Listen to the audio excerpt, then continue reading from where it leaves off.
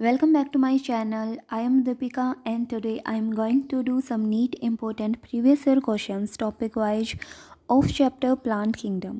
आज हम एंजियोस्पर्म से रिलेटेड प्रीवियस ईयर के कुछ क्वेश्चन करने वाले हैं जो नीट के बिहाफ पे बहुत इंपॉर्टेंट हैं.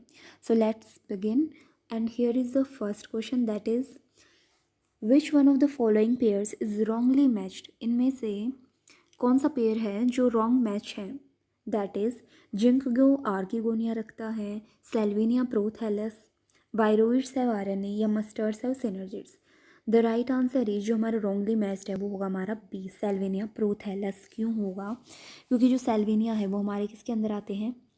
सेल्विनिया आते हैं हमारे टेरिडोफाइट्स के अंदर और जो प्रोथैलस कंडीशन है वो हमारी जिम्नो में आती है. ठीक है, तो ये हमारा रॉन्गली मैच्ड है. बाकी जो जिंकगो आर्किगोनिया राइट है.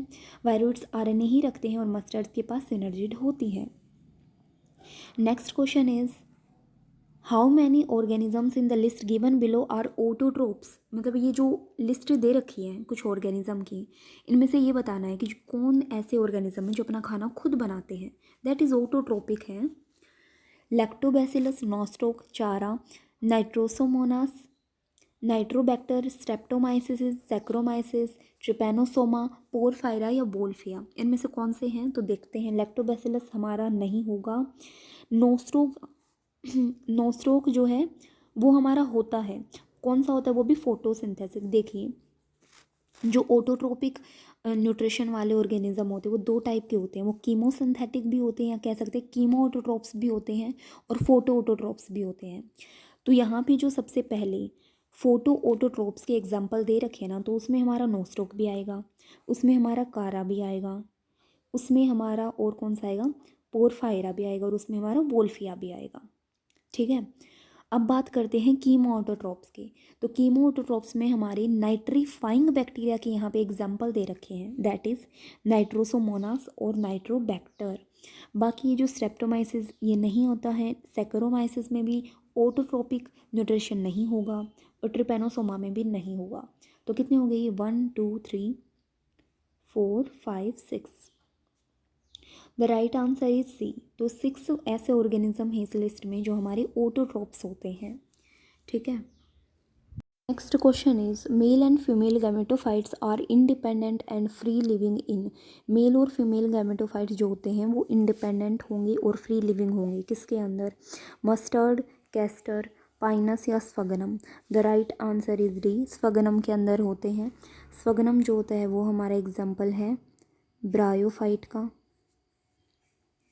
जिसमें जो हमारी मेन प्लांट बॉडी या जो डोमिनेंट प्लांट बॉडी होती है वो गैमेटोफाइट होएगी और वो इंडिपेंडेंट होती है और फ्री लिविंग होती है. तो एक चीज़ याद रखनी है. पाइनस के अंदर और जो हमारी ये जो है वो किसके अंदर आएगा? हमारा जिम्नो के अंदर आएगा. पाइनस जिम्नो का एग्जाम्पल है और जिम्नो में मेन प्लांट बॉडी स्पोरोफिटिक होती है. ऐसे ही जो कैस्टर है और जो हमारा मस्टर्ड है ये दोनों जो हैं वो हमारे एग्जाम्पल हैं एंजियो के, एंजियोस्पर्म के. और इनमें भी मेन प्लांट बॉडी जो होती है वो स्पोरोफिटिक होती है. The right answer is D. Next question is select one of the following pairs of important features distinguishing gnetum from cycas and pinus and showing affinities with angiosperm.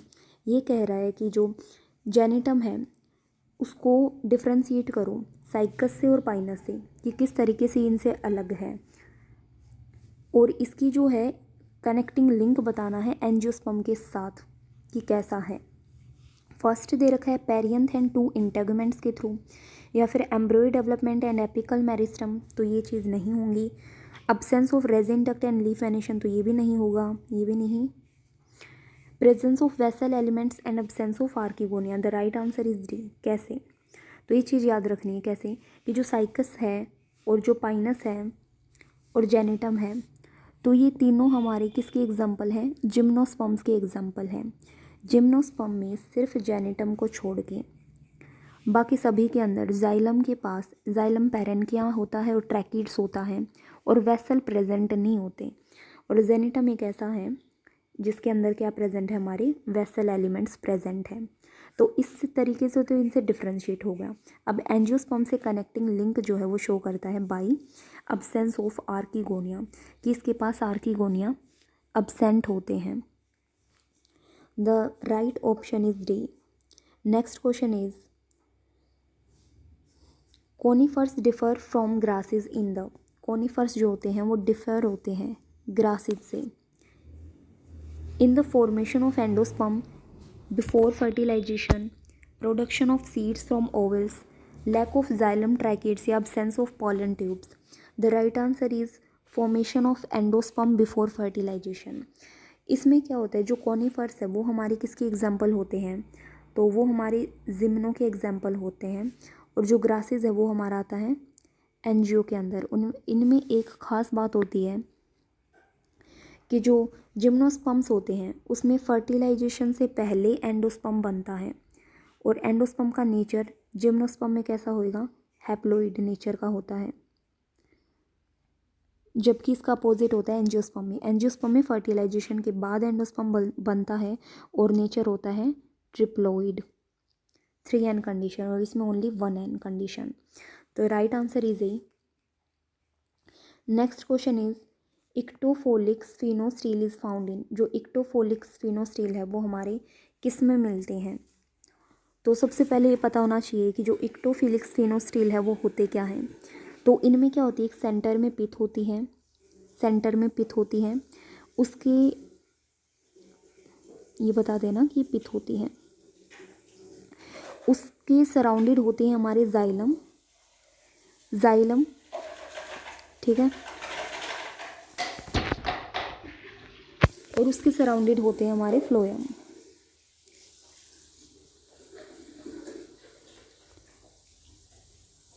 और उसके बाद आते हैं पेरिसाइकिल, और उसके बाद आता है हमारा एंडोडर्मिस। तो ये कंडीशन जिसमें होगी वही होती है इक्टोफोलिक स्फीनोस्टील के अंदर, और इसका जो राइट आंसर होगा हमारा ए। ऑस्मुंडा और इक्विसेटम के अंदर हमारी इक्टोफोलिक स्फीनोस्टील प्रेजेंट होते हैं।